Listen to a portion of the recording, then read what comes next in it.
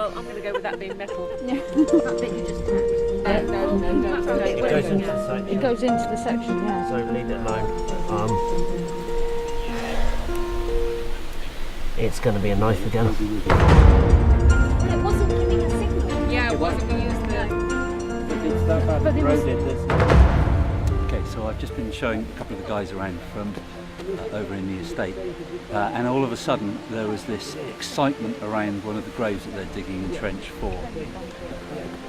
And it looks very likely that we found our second knife. My heart is actually racing.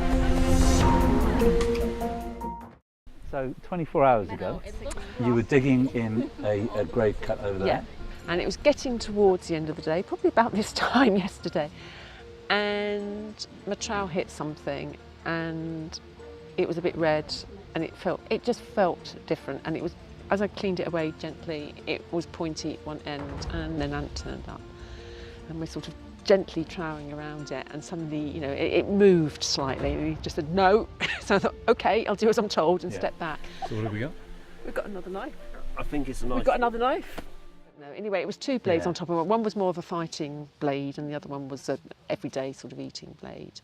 And I know you were in the midst of it, you were actually down there with it, but the whole atmosphere changed. Yeah, it went all very serious. It did. Yeah, you suddenly realise that this is actually something significant, and it felt a real privilege actually to come across this, because it was all like the person there was saying, but this was important to me. And yeah, I feel quite emotional now about it. You know, it really has been quite a thing. And then under. And then under.